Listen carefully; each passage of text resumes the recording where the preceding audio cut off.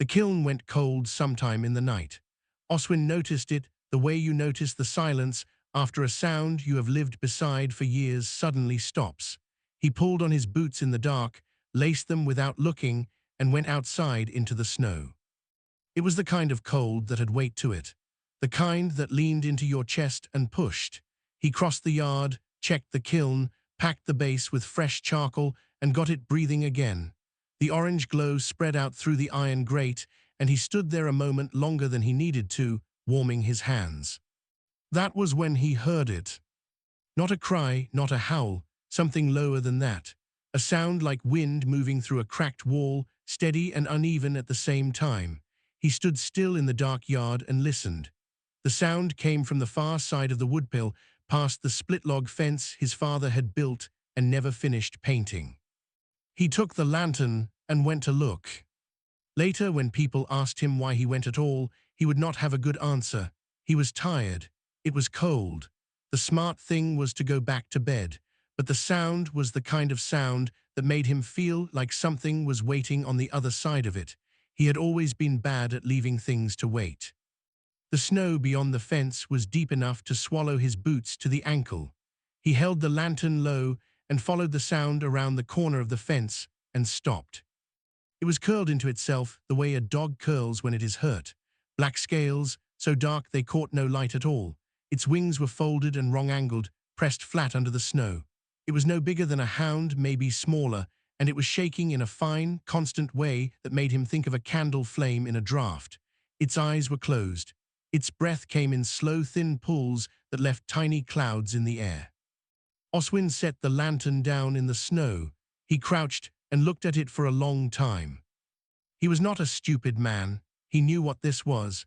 He had been told the stories since he was small enough to sit in his father's lap. He knew what they grew into. He knew what they did to villages, to forests, to stone walls that men had spent lifetimes building. He also knew that the thing in front of him was going to be dead by morning if it stayed in the snow. He pulled off his outer coat. He spread it on the ground beside the hatchling and then slowly, carefully, slid both hands under the creature and lifted. It was heavier than he expected, dense, like lifting a bucket of wet sand. It stirred but did not wake. Its head lolled against his arm, and he could feel the faint heat of it under the scales, that wrong kind of heat that meant something was burning through what little warmth was left. He brought it inside. He set it near the kiln on a pile of sacking, and went and found an old horse blanket from the shelf by the door and laid it over the creature and tucked it down on the sides the way you would for a child. Then he sat on the floor beside it and watched it breathe. His sister Bet found him there at first light. She was 11 years old, and the first thing she said when she saw it was not a scream. It was, "Is it alive?" He said yes.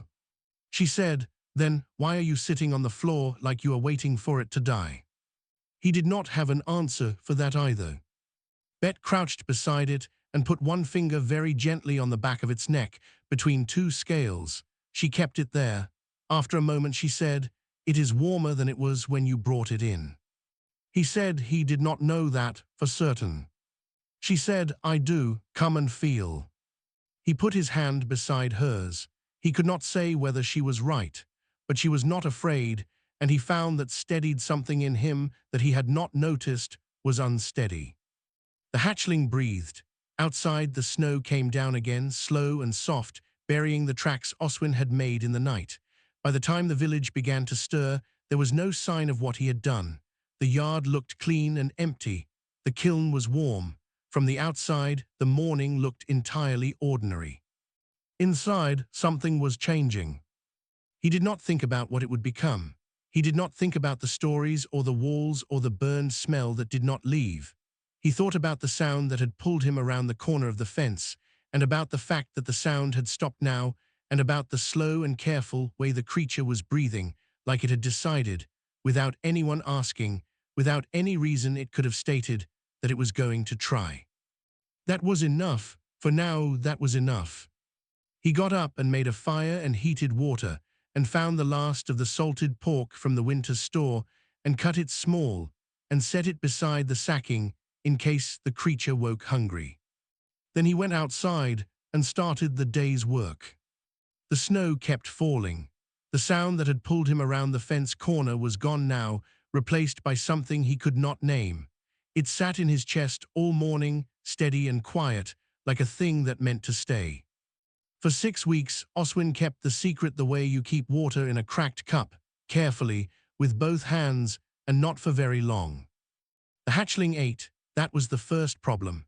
It ate the salted pork, then the dried venison Oswin had been saving since November, then the entire side of cured rabbit he had hung from the woodshed rafter, and then it sat and looked at him with copper-gold eyes that said it was still hungry. He named it nothing. That felt safer. Names made things harder to lose, and he was not sure yet what losing this one would look like or when it would happen. Bet named it Soot. On the 4th day, without asking. He told her not to, and she told him it already had the name, so there was no point arguing. Soot grew. In 6 weeks he went from the size of a hound to the size of a draft pony. He did not grow smoothly. He grew the way bread rises in an oven, sudden and uneven, filling spaces that hadn't seemed empty before. One morning, Oswin came into the woodshed, and Soot had knocked over the winter's stacked timber simply by turning around in his sleep. It was Cudwin the trapper who found them out, not through cleverness.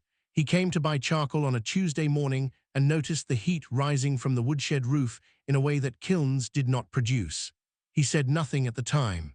He came back the next day with Wen Dars, the village elder, and the two of them stood at the shed door and looked at what was inside. Wen was 61 years old and had buried 14 villagers in 3 bad winters. She did not scream. She looked at Soot for a long time, and then she looked at Oswin and she said, "Meeting, tonight, everyone." That evening the whole of Cinder's Hollow packed into the longhouse. 43 people, most of them in coats they had not taken off since October. Oswin stood at the front and told them everything plainly. He said he had found a dying hatchling and brought it home. He said it had been there 6 weeks. He said it had not harmed anyone. The longhouse was loud for a while after that. A man named Perwick, who ran the grain store, said they should drive it back into the mountains before something came looking for it. He said it with the tone of a person who had already decided and was now waiting for everyone to agree. 3 or 4 heads nodded near the back. A woman named Swaler, whose husband had been killed in a dragon burning 6 years ago in the valley to the east, stood up and said nothing. She just stood and looked at Oswin until the room noticed her and went quiet. Then she sat back down. Wen let the silence hold for a moment. Then she said, "Has it hurt anyone?" Oswin said no. She said, "Has it tried?" He said no. He said that it followed Bet around the woodshed the way a dog follows a child who has given it table scraps. He said that it was afraid of the kiln smoke, even though it was itself a creature of heat. He said that when he was sick for 4 days last month with a chest fever, it had lain across the woodshed doorway every night as though guarding the only entrance. Wen said, "Something will come for it eventually, you know that." He said he knew. She said, "And when that happens, you walk out to meet it, not us, you." He said he understood. She looked at him for a long time. Then she looked at the room. She said, "We are not throwing a live creature back into the snow. That is not who we are." She said it without raising her voice, as though she was statting the weather. "If trouble comes, we face it together. But Oswin is the one who started this, so Oswin is the one who stands at the front of it." Perwick started to speak, and Wen said his name once, flat and quiet, and he stopped. The meeting ended. Most people went home without looking at Oswin, but Swaler, the woman whose husband had burned, stopped beside him at the door. She did not say anything kind. She said, "If it becomes something that kills, I will be the one who ends it. Make sure it knows that." He said he would try. She looked at him in a way that said she knew that was not how it worked with dragons, and she was saying it anyway because she needed to say it. Then she pulled her coat tight and went out into the cold. Oswin stood in the empty longhouse for a while. Bet found him there and stood beside him without speaking. After a moment, she took his hand the way she had not done since they were very small, back when their father was still alive, and the cold was just the cold, and not something they had to manage alone.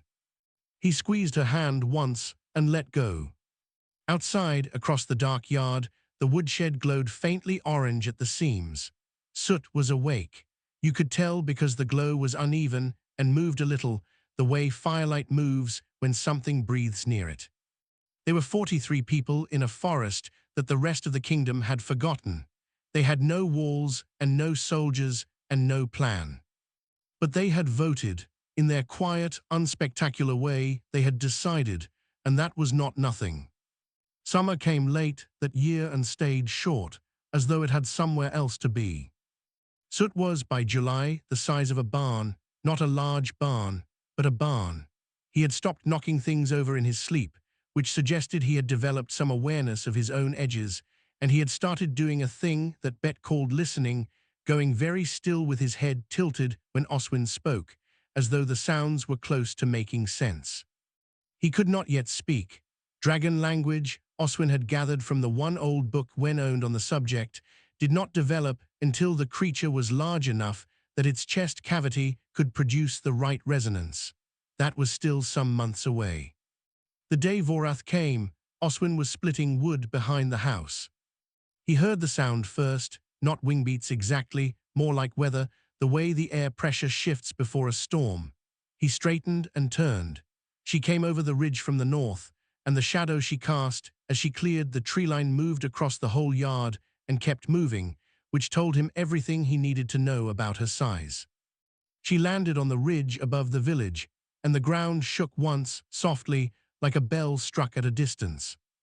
Oswin set down his axe. He did not run inside. He did not call for anyone.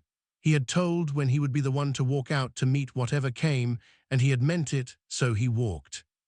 The path up the ridge took 20 minutes on a clear day. He did it in 15, not because he was hurrying, but because he was afraid that if he slowed down his legs might work out what they were walking toward and refuse. She was 40 feet from nose to tail. Her scales were the gray-green of old river stone, and her eyes were the amber of deep water when the sun hits it at the right angle. She watched him come up the last stretch of the path, and she did not move.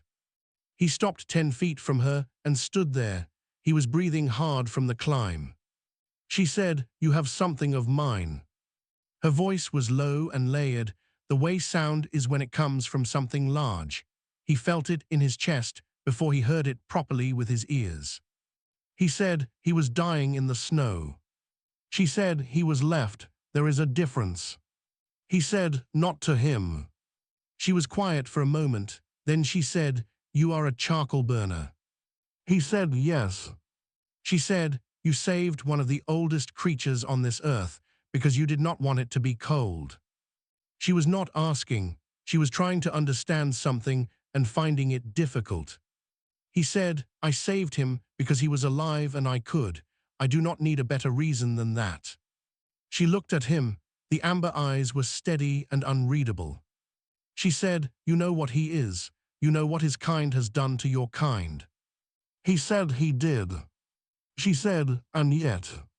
He said, "And yet." The ridge was quiet except for wind.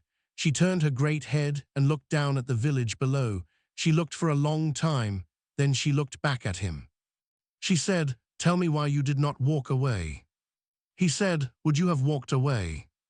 That stopped her. He saw it, something shifted in the amber eyes, some small adjustment that was not a crack, but was close to one.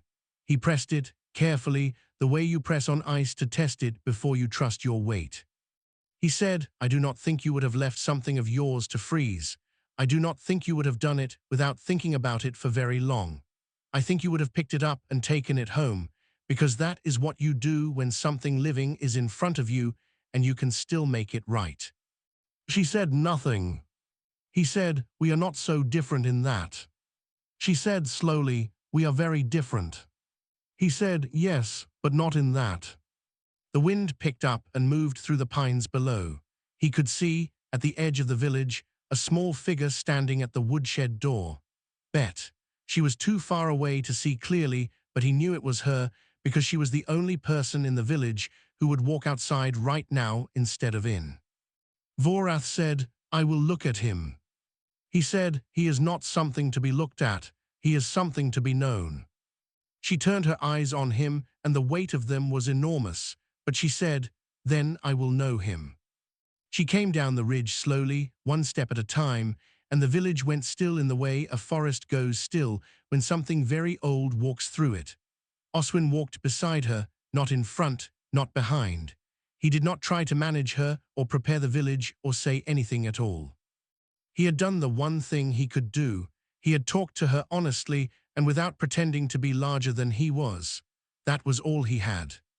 At the edge of the village, Soot walked out from the woodshed, and mother and son looked at each other for the first time in almost a year. Neither of them moved. Oswin watched their faces and saw something pass between them that had no name in any human language. Then Soot turned his head and pressed it once, very gently, against Oswin's shoulder. Vorath watched that. She watched it carefully. She said nothing, but she did not look away. The soldiers came on a morning when the fog had not yet lifted from the valley floor, and so the village heard them before it saw them. The clank of iron fittings, the soft thud of shod horses on frozen ground, the particular kind of silence that 40 people make when they are trying to move quietly through a forest and not quite managing it. Oswin was on the roof of the smokehouse fixing a chimney cap when the first rider cleared the tree line. He counted 9, then more. He counted 37 before he stopped counting. The man at the front wore the black and copper of the Veldran Kingdom garrison. He had the kind of face that had stopped asking questions years ago and had learned to give orders instead. He said his name was Knight Captain Rain Holst. He said he had a royal writ. He said he had received reports of a dragon residing in a border settlement. He said the writ authorized him to remove or destroy any dragon within 10 leagues of a Veldran population center.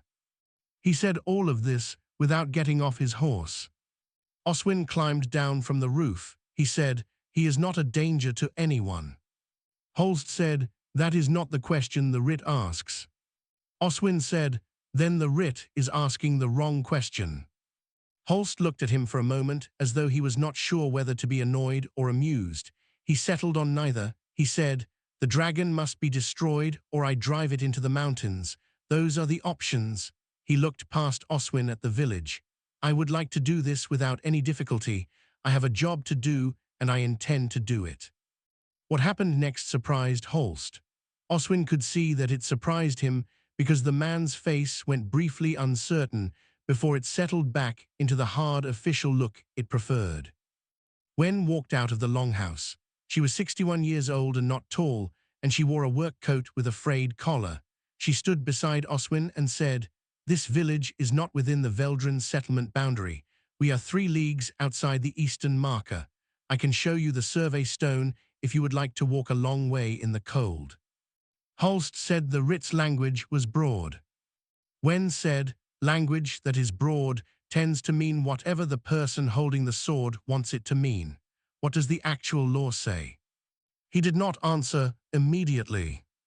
In that pause, other people came out of their houses, not all at once. One at a time, the way people come out when they have decided something but are still afraid.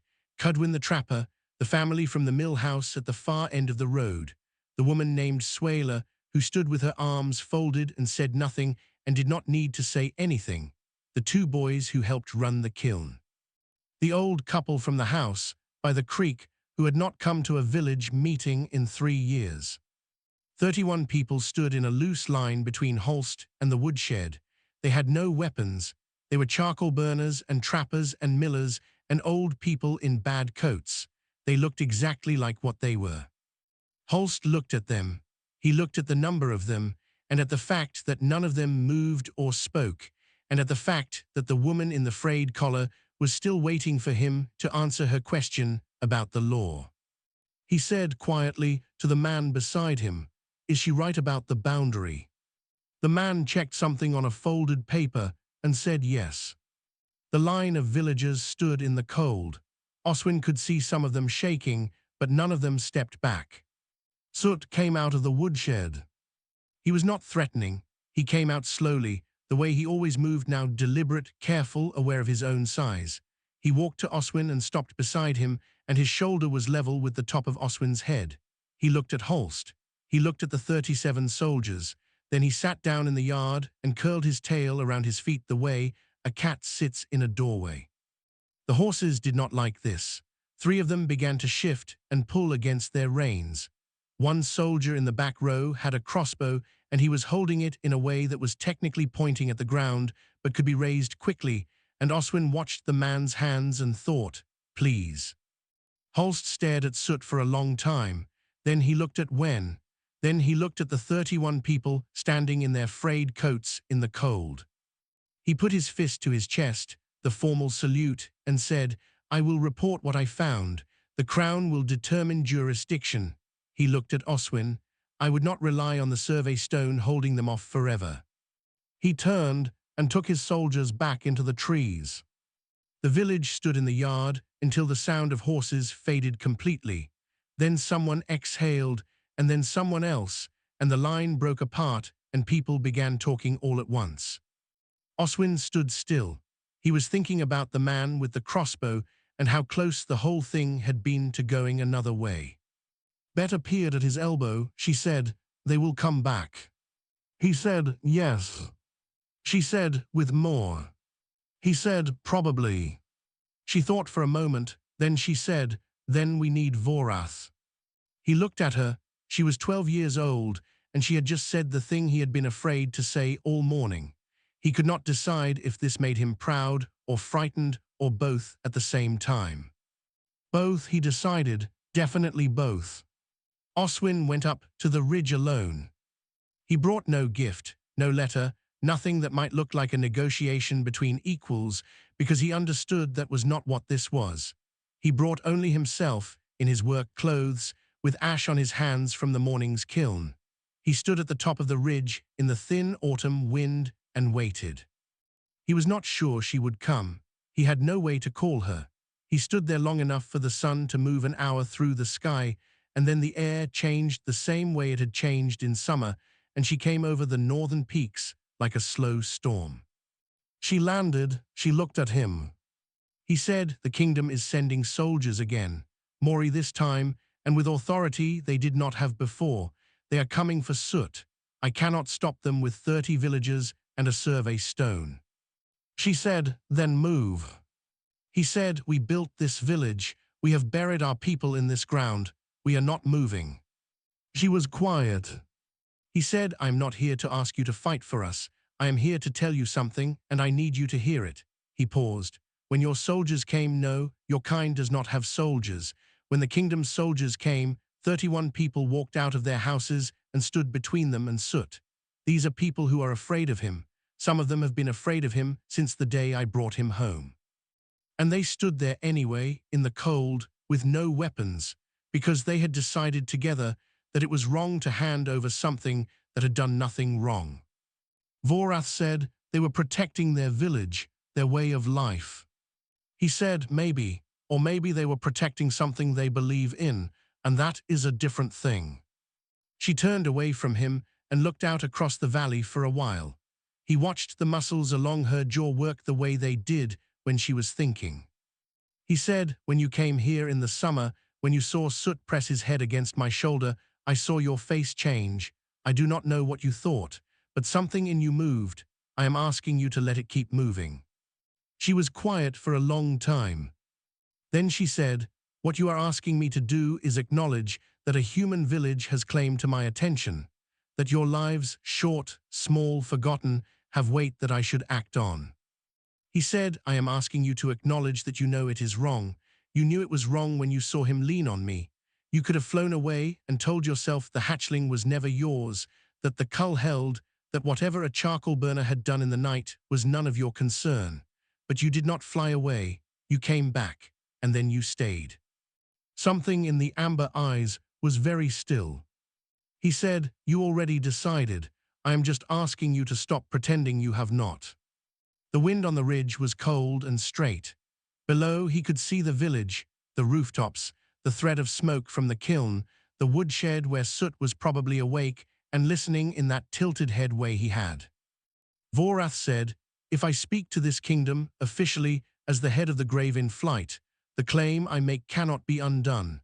I am placing my name and the name of my flight against the authority of a human kingdom. that is not a small thing. He said, I know. She said, I am doing this for him, not for your village. He said, I know that too. She looked at him once more. Then she opened her wings and rose from the ridge without another word, and the displacement of air knocked him back a step. She did not go south toward the kingdom. She went north into the deeper peaks, and he understood that she was gathering. The grave in flight was old. He did not know how many there were. He did not need to know. He went back down to the village. 4 days later, 9 dragons came over the northern ridge at dawn. They did not land. They circled once slowly above the tree line. Their shadows moved across the village like clouds. Then they stopped circling and held position, and they stayed there, still, enormous, 700 feet up in the cold morning air, and they waited. The Crown's second force arrived at midday. 112 soldiers, a knight commander, 3 wagons with fire oil, and a royal assessor on a grey horse. They came out of the tree line and stopped at the sight of the village, and stopped again at the sight of the sky. The knight commander looked up for a very long time. The royal assessor said something to him that Oswin could not hear. Wen walked out to meet them. Just when, alone, with her frayed collar and her survey papers under her arm, she said, "Good morning. Is there something you need from us?" The knight commander looked at the dragons. He looked at the village. He looked at the 30-something people who had come out to stand in their usual line without anyone asking them to. He said very carefully, "The Crown wishes to discuss the matter of the border settlement and its current situation." Wen said, "That sounds like a conversation. We are very good at conversations." Above them, the 9 dragons held the sky and said nothing at all. That was enough.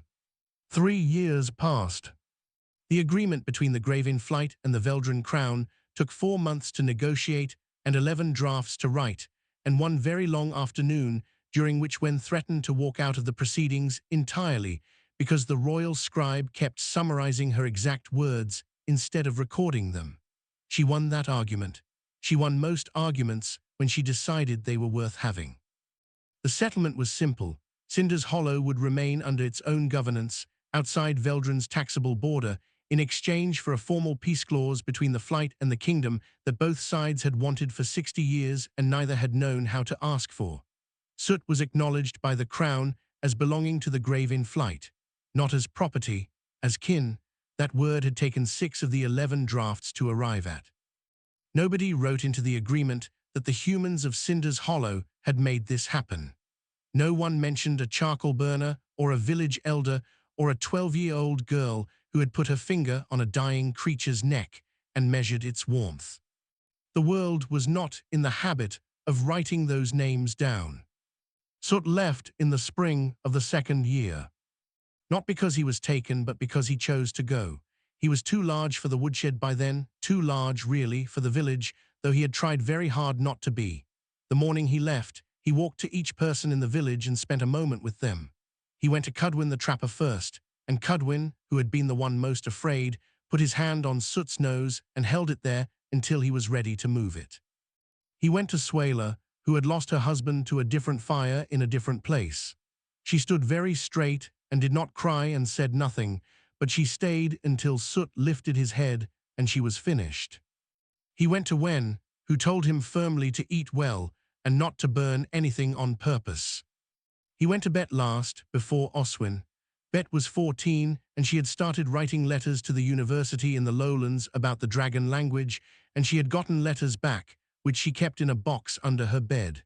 She pressed her forehead against Soot's jaw and stayed there for a long time. She did not say anything. She did not need to. Then she stepped aside, and Soot came to Oswin. Oswin was 22.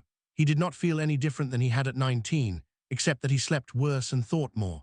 He stood in front of the creature he had carried home in an old coat 3 winters ago, and he looked at what it had become, enormous, self-possessed, copper-gold eyes that were older than his whole life measured in something he could not name, and he felt something that was grief and was also not grief, because grief was for things that were ending, and this was not ending.